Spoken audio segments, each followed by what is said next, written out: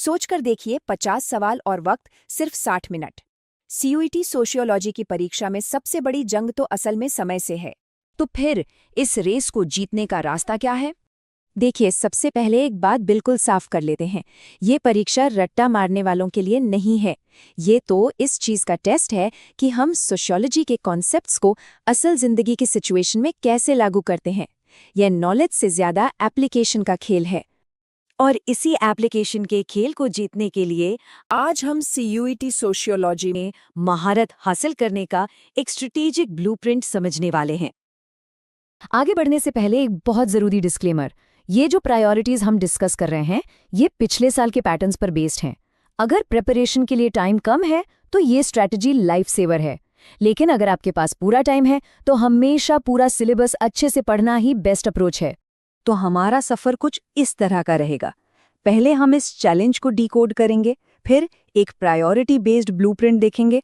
जो सबसे ज़रूरी टॉपिक्स हैं उनमें गहराई से उतरेंगे, पूरे सिलेबस को कवर करने का तरीका जानेंगे, एक पक्का 8 हफ्ते का एक्शन प्लान बनाएंगे और आखिर में समझेंगे कि इस सारी तैयारी को परफॉर्मेंस में कैसे बदलना है। चलिए तो फिर शुरू करते हैं। सेक्शन 1, सीयूईटी चैलेंज को समझना। आखिर ये परीक्षा हमसे चाहती क्या है?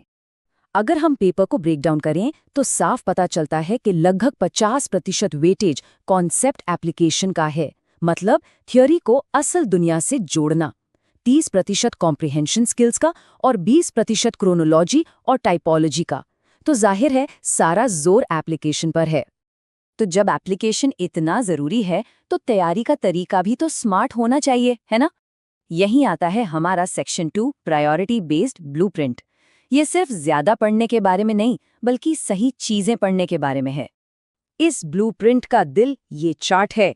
अपना 60% study time high priority topics पर लगाएं, 25% मीडियम प्रायोरिटी पर और सिर्फ 15% लो प्रायोरिटी टॉपिक्स पर। यही है मैक्सिमम स्कोर करने का स्मार्ट तरीका। और इसका गोल्डन रूल क्या है? वो ये है कि सोशल इनइक्वालिटी और कल्चरल चेंज प्रोसेस, ये दोनों मिलकर पेपर का लगभग 35% हिस्सा बनाते हैं। तो सबसे पहले इन्हीं पर अपनी पकड़ मजबूत करनी है। हाँ, लेकिन एक मिनट, एक बहुत ज़रूरी बात। ये जो प्रायोरिटीज़ हम डिस्कस कर रहे हैं, ये पिछले साल के पेपर्स के पैटर्न पर आधारित हैं। अगर समय कम है तो ये स्ट्रैटेजी बेस्ट है, लेकिन मैं ये ज़रूर कहूँगा कि अगर समय है तो सबसे अच्छा यही है कि पूरा सिलेबस कवर किया जाए। इसे एक स्मार्ट स्टार्टिंग पॉइंट समझिए, पूरी तैयारी का रिप्लेसमेंट नहीं। तो चलिए अब इन हाई इम्पैक्ट टॉपिक्स में सीधे उतरते हैं। सेक्शन 3, ये वो हिस्सा है जो पेपर का 35 से 40% तय करता है। इन 4 कल्चरल प्रोसेसेस में अक्सर कन्फ्यूजन होता है ना, तो चलिए इन्हें आसान भारतीय उदाहरणों से समझते हैं। संस्कृतिकरण का मतलब है जब निचली जातियां सामाजिक गतिशीलता के लिए ऊंची जातियों के रिवाज अपनाती हैं, जैसे दहेज। पश्चिमीकरण थोड़ा बाहरी है, जैसे कपड़े पहनना या कटलरी से खाना। आधुनिकीकरण एक गहरा बदलाव है, जहां सोच बदलती है, जैसे लोकतांत्रिक मूल्यों को अपनाना। और आखिर में धर्मनिरपेक्षीकरण, जहां पब्लिक लाइफ में धर्म का असर कम हो जाता है। इन उदाहरणों से फर्क एकदम साफ हो जाता है। अगला हाई इम्पैक्ट टॉपिक है डेमोग्राफिक ट्रांजिशन मॉडल। इसके ये 4 स्टेजेस हैं जो दिखाते हैं कि कैसे किसी देश की जनसंख्या समय के साथ बदलती है, हाई बर्थ और डेथ रेट से लेकर लो बर्थ और डेथ रेट तक। लेकिन इस मॉडल का जो सबसे ज़रूरी हिस्सा है वो है स्टेज 2, पॉपुलेशन एक्सप्लोजन। सवाल ये है कि आखिर ऐसा होता क्यों है?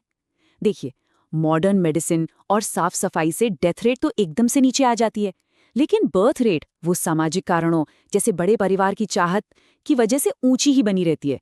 तो सोचिए, डेथ रेट नीचे जा रही है और बर्थ रेट वहीं की वहीं है। इनके बीच का जो गैप बढ़ता जाता है वही बनता है जनसंख्या विस्फोट। ये कॉन्सेप्ट एकदम क्रिस्टल क्लियर होना चाहिए। ठीक है, हाई प्रायोरिटी टॉपिक्स पर तो हमारी पकड़ बन गई।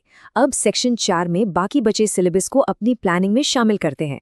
इन्हें छोड़ना बिल्कुल नहीं है, बस इन पर काम करने का तरीका स्मार्ट होगा।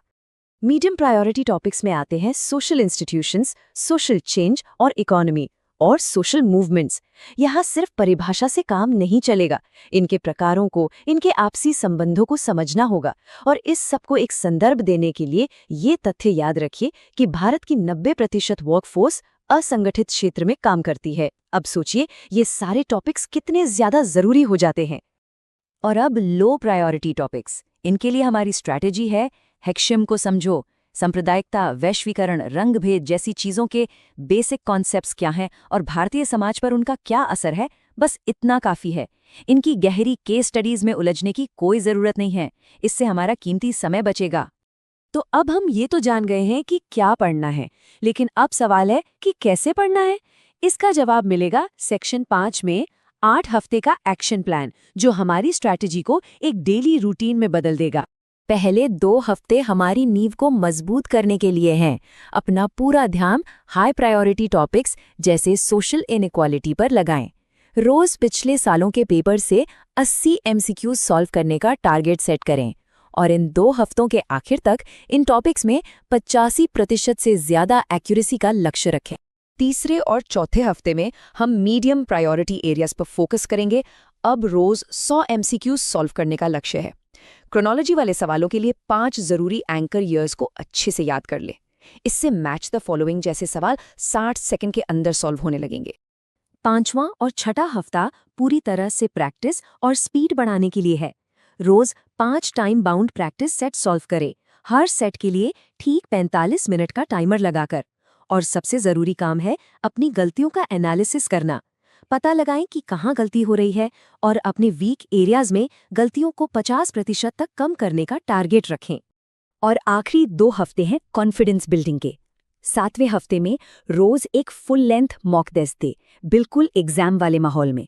और 8वें हफ्ते में कुछ भी नया नहीं पढ़ना है, सिर्फ और सिर्फ अपनी गलतियों की डायरी यानी एरर लॉग को रिवाइज करे। हमारा लक्ष्य है एग्जाम के दिन पूरे आत्मविश्वास के साथ जाना। तो प्लान तो पूरा तैयार है, लेकिन सबसे अच्छा प्लान भी तब तक बेकार है जब तक उसे सही से लागू न किया जाए।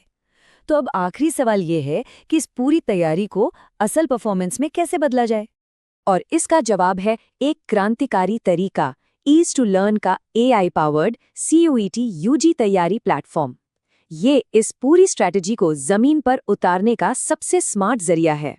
इसके फीचर्स सोचें, इसकी ETL लाइब्रेरी और गैप फिक्सर एक डॉक्टर की तरह आपके कमजोर एरियाज का पता लगाते हैं, और अगर कहीं अटक गए तो टोनी है ना, आपका 24 घंटे साथ देने वाला AI बडी जो तुरंत आपकी मदद करेगा। इसका एग्जाम रूम आपको बिल्कुल असली परीक्षा जैसा माहौल देता है, जहां आप टाइम और एक्यूरेसी पर महारत हासिल कर सकते हैं। और इसकी डिटेल्ड रिपोर्ट्स और एनालिटिक्स के जरिए आप अपनी तरक्की को ट्रैक कर सकते हैं और देख सकते हैं कि आपके कमजोर एरियाज कैसे हरे रंग में बदल रहे हैं। तो ये है एक स्मार्ट ब्लूप्रिंट और उसे लागू करने का एक intelligent tool. Easy to learn के साथ आपकी मेहनत को सही दिशा और सही टेक्नोलॉजी का साथ मिलता है, क्योंकि यहाँ आपके प्रयास को बुद्धिमत्ता मिलती है।